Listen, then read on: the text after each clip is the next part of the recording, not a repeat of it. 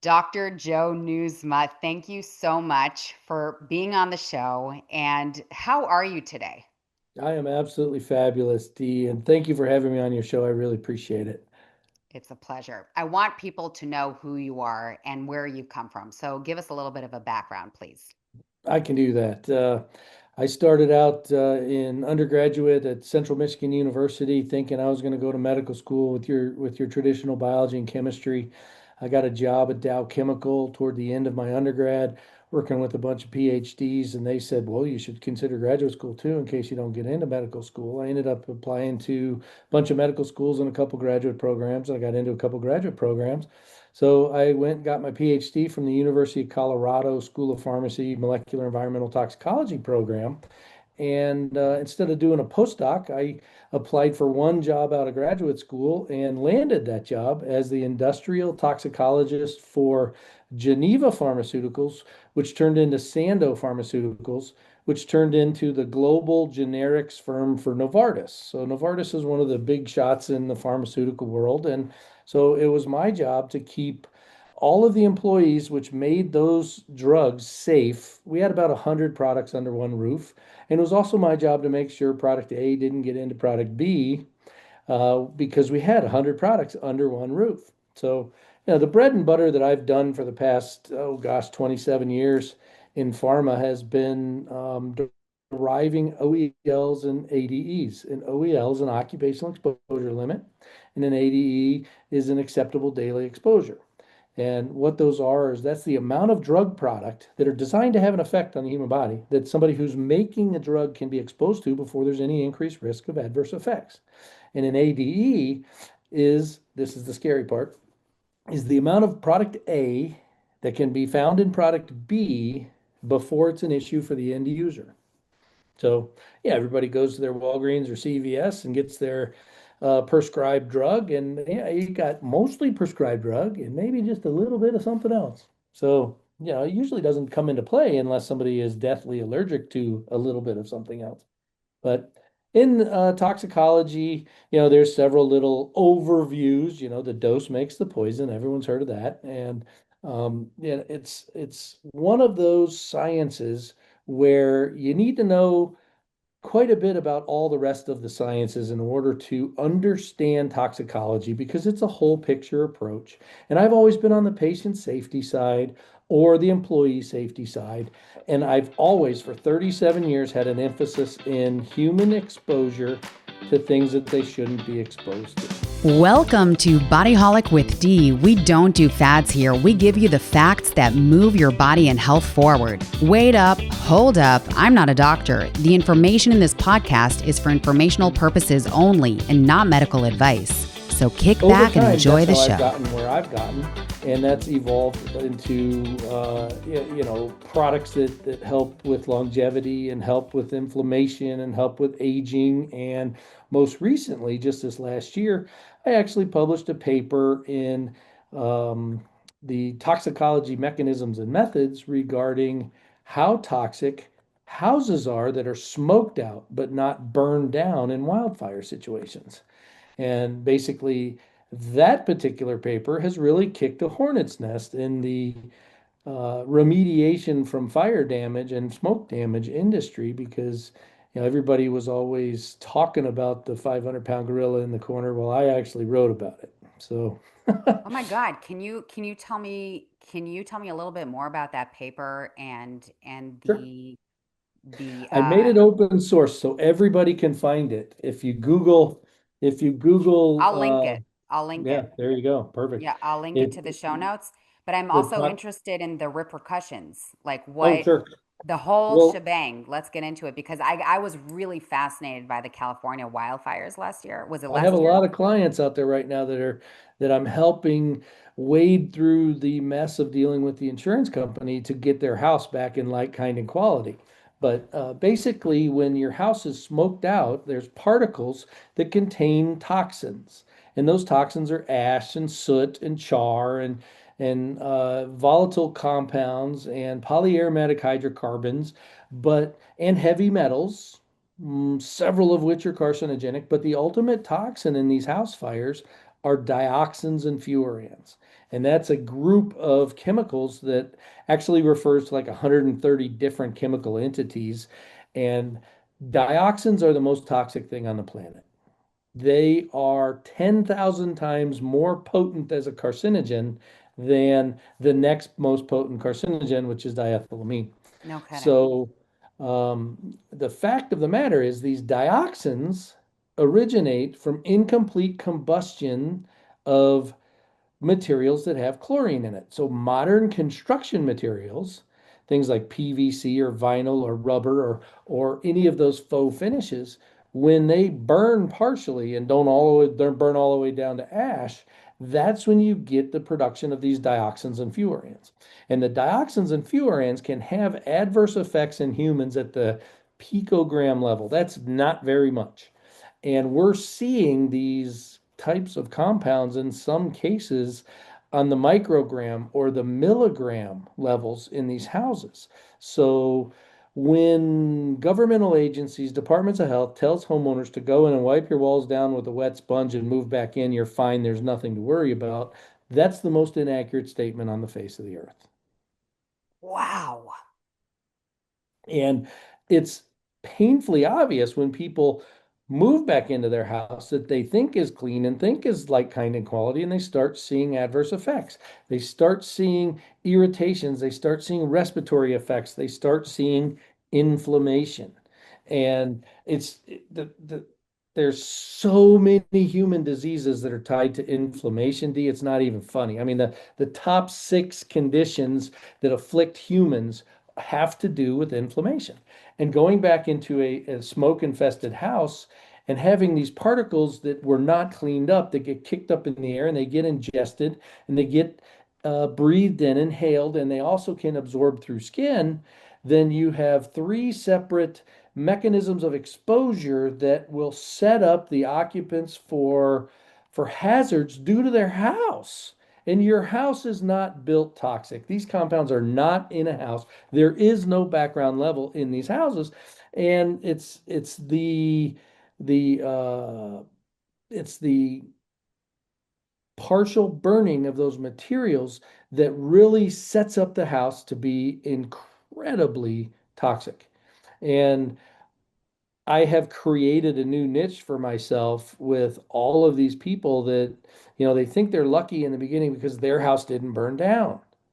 Wow. And the best advice I can give somebody is if your house catches on fire, throw a little gas on it, wait 45 minutes, and then call the fire department.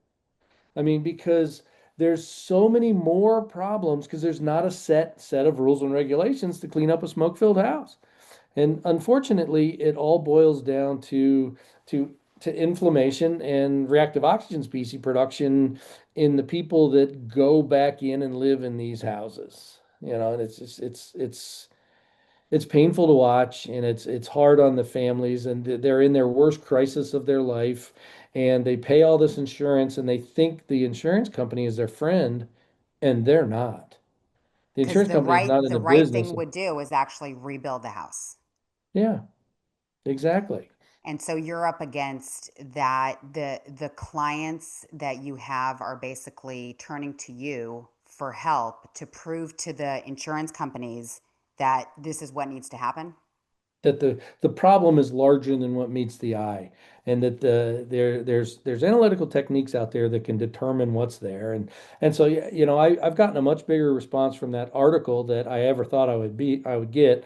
So now I'm writing a second article, and my co-author and I are talking about a third article, and we're on the speaker circuit with public adjusters in the insurance industry. So it's Oh, actually a cool story, and it's helping, again, from my toxicology background, it's helping people that are exposed to things they shouldn't be exposed to. that's just absolutely remarkable. I didn't even think we were going to get into that. That's just wow. Wow, I learned so much right now on so many levels. Like I'm disappointed in the government, Yeah, but I I am also every time I see it. Every time I see something about them, I'm right, disappointed in those guys. but I'm also assuming that there's just not enough publications, and you're taking care of that. Yes, And so there was a gap in the data, And my co-author and I are slowly filling that gap. That's exactly what That's we're up on. amazing. That's Yeah. amazing. So, wow. Tell me, what, how would you go about dealing with the person who is, I know we would want to turn to a physician, but someone comes up to you and says, I know this is your niche. I'm dealing with my inflammation. What's next other Yeah. than get a new house? Oh, well, sure. I mean, inflammation is such an insidious condition. I mean, it's inflammation in the human body unchecked can absolutely wreak havoc. And like I said, the top six conditions all have to do with inflammation and reactive oxygen species. And just so you know what the top six are, it's heart disease, it's diabetes, it's cancer, it's cognitive decline, things like Alzheimer's and dementia, it's arthritis, and it's infections. I mean I mean that's soup to nuts as far as the spectrum of stuff that can affect the human body.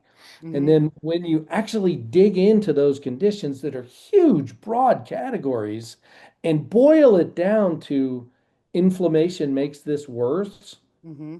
it really sets the tee or the ball on the tee for the golf reference is it sets the ball on the tee to really get in front of inflammation. And inflammation is controllable. It's antioxidative effects and inflammation. And the poster child for those two of them, vitamin C and glutathione. Everybody's heard of vitamin C and everybody's heard of glutathione. There's a better one that most people haven't heard about. It's carbon 60. And if you Google carbon 60, you'll come up with the hit pieces first because you always do. And the things on the internet will say, don't take this stuff, it'll kill you. And if you listen to that stuff, you're missing a great opportunity. But those hit pieces are also very true. In the carbon 60 world, if you use impure carbon 60, you have side chains on those carbons that can break off. You get side chain toxicity. The other part is solvents used in the processing remain in the C60 that people sell, and you get solvent toxicity. Side chain toxicity and solvent toxicity can result in adverse effects in humans. So, what does that create? In the carbon 60 world, it's a very, very buyer beware marketplace. If you're buying horrible product, then you're going to see some of these side effects and adverse effects. But if you're buying a C60 product, which is ultra pure, Mm-hmm. and there's no solvents used in the processing, you're going to get the benefits without those toxicities. And in my dealing with C60, I have yet to find an upper bound dose which results in any significant adverse effects. Mm-hmm. So, the main dose is right around 10 milligrams per kilogram, where you get a lot of good anti-aging, antioxidant, anti-inflammatory effects. And you can get in front of those inflammatory and oxidation effects in your body, and it can actually become an anti-aging benefit for the human body. And that comes right out of the gate from the very first study that came out on C60. The study was in 2012 out of a group in Paris. The primary investigator's last name was Baati, Baati. And after Buckminster Fuller was awarded finding the fullerene, this group said, well, I'm going to put this to rest. I'm going to feed this stuff to rats in a high dose, Mm-hmm. and we're going to kill all these rats, and we're going to write it off as this stuff is toxic. So, well, long story short, he fed the rats this stuff daily for a little while, and nothing happened. Mm-hmm. And then he went to weekly, then monthly, and then he just stopped. And the control rats, the water control rats and the olive oil control rats, all, I mean, the water rats died within a normal, 24 to 36 months. Mm-hmm. And a quarter of the olive oil rats died in 48 months. Not a single C60 rat died. So they increased the lifespan of these rats by about 90% before they got tired of taking care of this cohort of rats and they just stopped the study. Why a scientist would do that, I have absolutely no idea. Mm-hmm. But what it showed was that C60 was extremely protective and very lifelong, elongating what was going on. Mm-hmm. And what has been shown since then is that the C60 will actually increase telomere length. Mm-hmm. And for the listeners who don't know what that is, that's the little piece that are on the end of the chromosomes that the longer it is, the more healthy your cells are and the more it can divide. When the telomere Mm-hmm. length is gone, your cell life is gone and it can't divide anymore. Mm-hmm. And the innovator on the product that I like the best actually did a before and after test with him and half a dozen of his friends. And the telomere test people actually thought there was a bad test and sent them new tests. And they got incredible results with this just being on C60 for a month. And it's that powerful of an agent. And it's like my 85-year-old mom has had two knee replacements. The first knee replacement, she wasn't on C60. The second knee replacement, she was. And she saw faster healing, less pain and inflammation, less swelling, and greater response to the physical therapy in the second knee replacement. She's now 85 years old and she's perfectly healthy and absolutely loves her C60. And she uses a gel cap every day at the desired dose, and she puts some of it in oil in her coffee every day. And Mm-hmm. people guess that she's 15 years younger than she actually is. She bowls twice a week and beats the hell out of Mm-hmm. the little old ladies that are a lot younger than she is. Tell me something, Dr. Nieusma. What replicated studies have there been for the 2012 rat study, or any Um, in large independent labs, and how basically should we interpret this 2012 study in a way that's responsible? I did hear what you said about the him and a bunch of his friends, right? Without mentioning the name of the company. But you asked me that too. other than that, Right, right. Well, I mean, that's not even a published study. That's just personal communication with results. mm-hmm, And when that gentleman, because he made this product, tested it on himself because his mom was undergoing early stage dementia.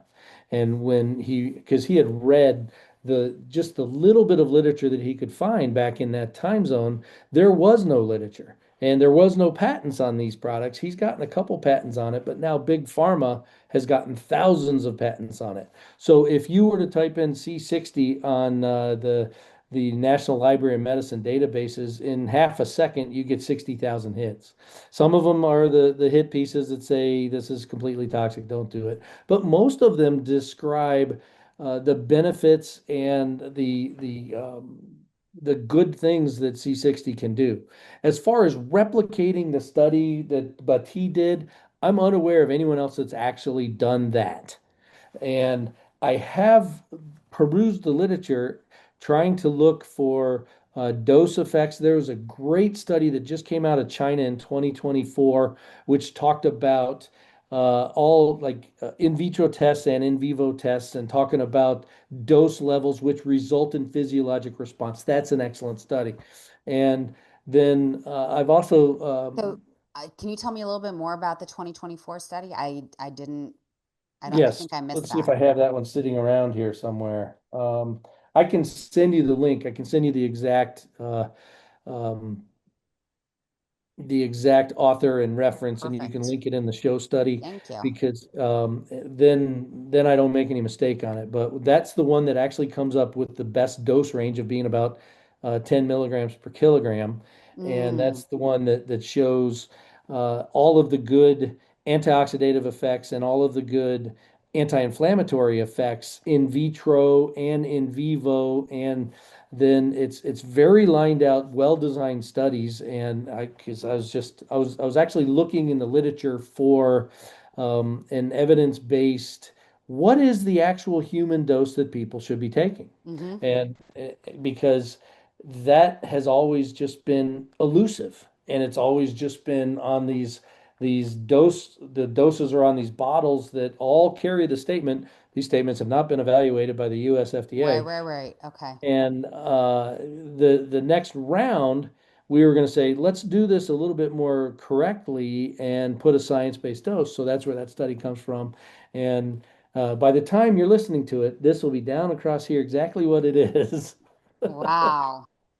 But it's yes, so there is replication. There is a lot of and growing literature database on carbon 60 that shows the benefits of this molecule in humans. And it's one of those situations where why didn't we find this sooner? And now, the big pharma has put in all kinds of applications for patents and been awarded patents and you know what happens when big pharma gets their hands on stuff. So humans are being studied. Yes. Humans are being studied. And it seems that when it's pure, the results are good. Yes. And so That's I'm an just, I excellent have to summary. repeat it. Yeah, I have to repeat it. That really it is a buyer's beware because just like so many other things, if you buy something that's impure, buy a supplement that's impure, I actually talk about my supplementation on a regular basis. I used to never supplement, Dr. Nieusma, until I fell completely in love with creatine. Hmm, And I'm of course in my pregnancies I supplemented with the prenatal stuff. sure. But I, if people have a good diet, there's very little need to supplement. I mean, right, what people don't realize right. is our body is very divinely designed. It's a God-given miracle that if we give it the right ingredients, it not only does it divide and perpetuate and function, but it can also heal. Yeah, yeah, yeah, yeah. No, I agree. I think that really is actually the basis for me never supplementing Yeah. until I saw the studies on creatine and then the more and more studies on creatine for women, which of course is Well, new. and the fact of the matter is protein is the key to life.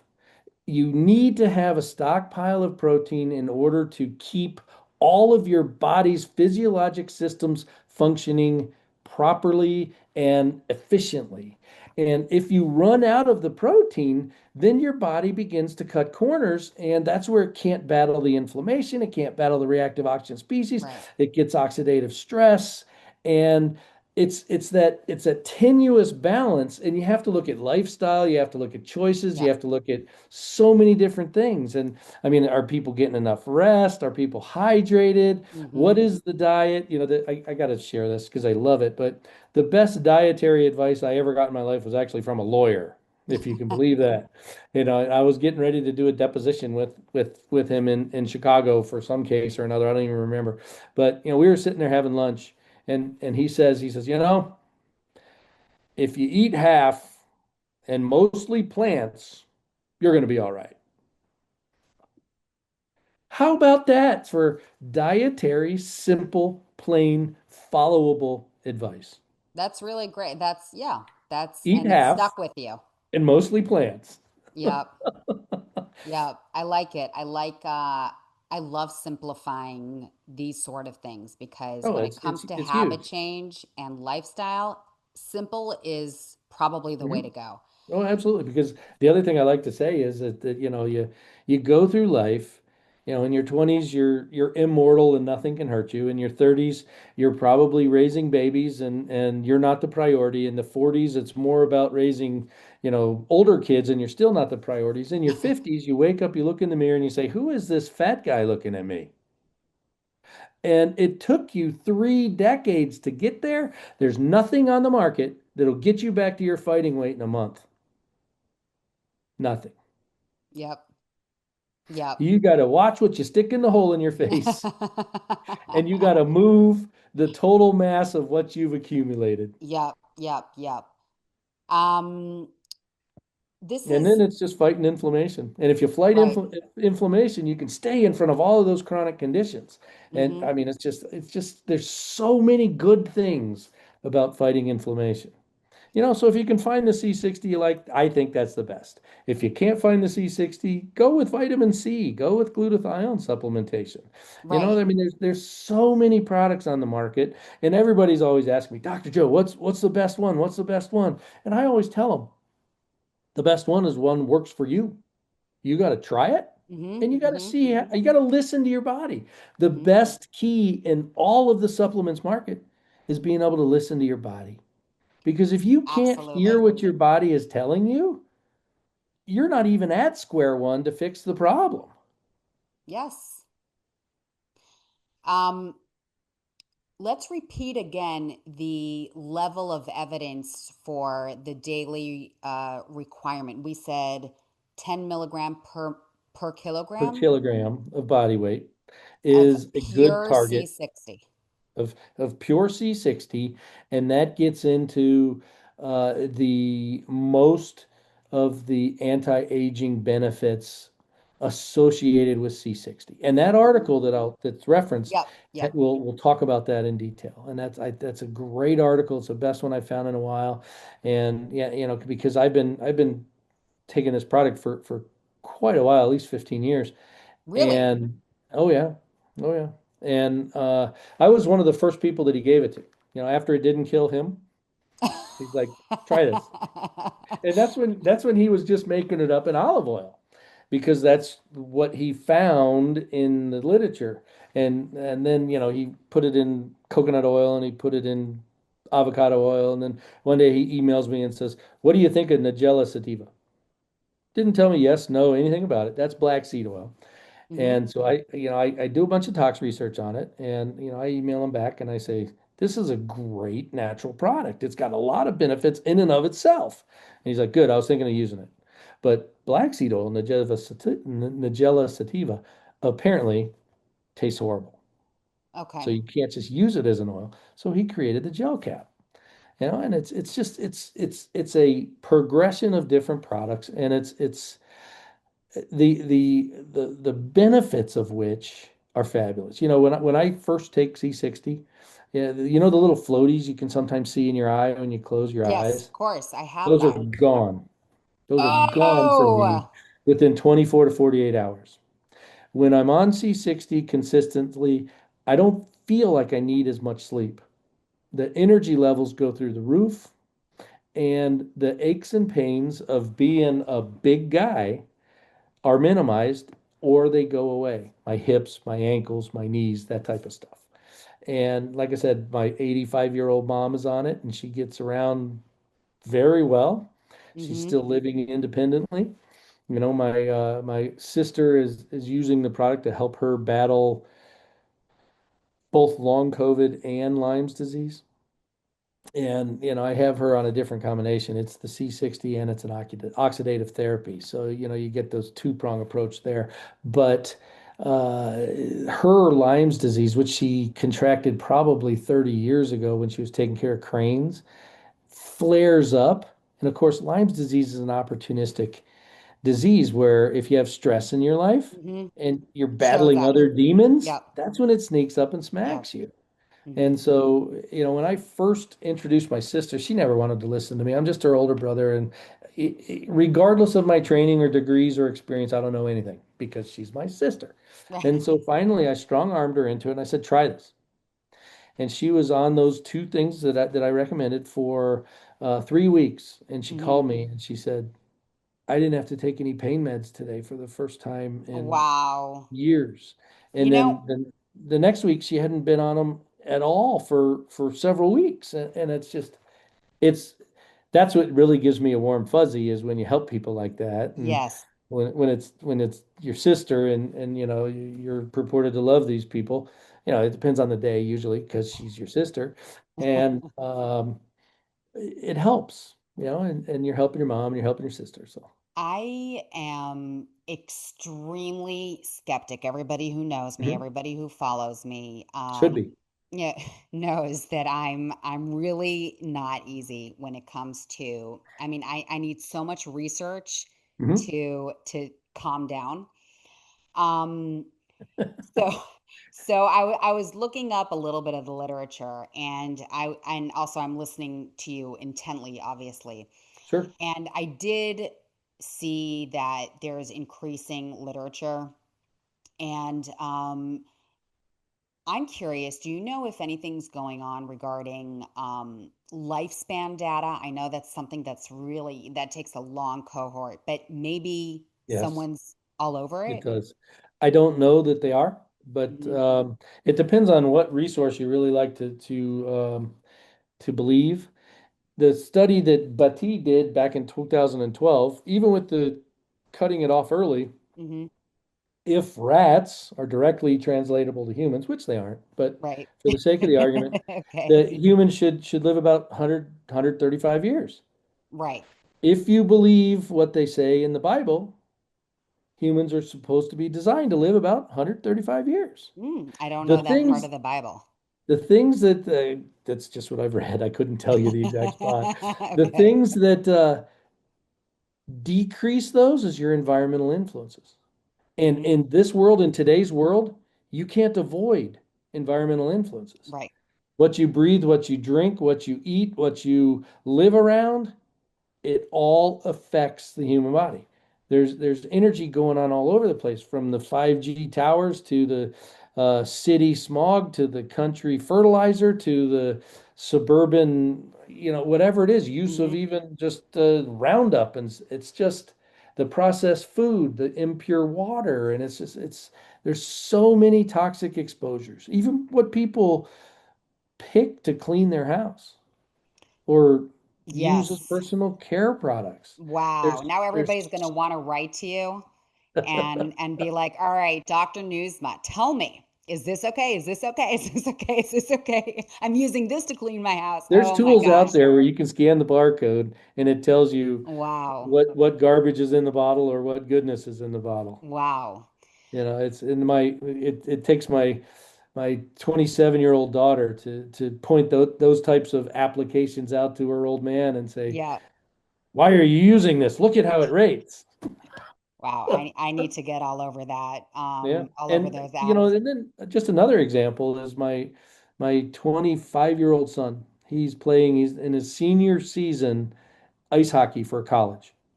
And so I consider him an elite athlete because he's the first Nieusma in 7 generations where you can actually see ab muscles on.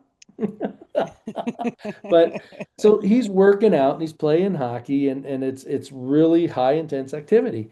And the C60 helps him recover. So it's not It's just kind for of the like me and anti-aging. creatine. Yeah. Yeah, exactly. And the creatine helps your protein rebuild your muscles and rebuild the things that you're trying to make bigger. You have a good pile of ingredients that slides right into that. And Mm-hmm. the C60 stops the inflammation and reactive oxygen species. So Mm. that stops the destructive process. So it Interesting. all works together hand in hand. Super, super, super interesting. That's actually my big takeaway. I'm gonna share this because I do believe that I might get a little backlash for really getting into this. I will say that this is super interesting. I think that really looking out for the latest research is important, and Oh, you have to. I think it's awesome that they're all over it and it's happening. Um, Never believe the talking heads. right. Always trust but verify.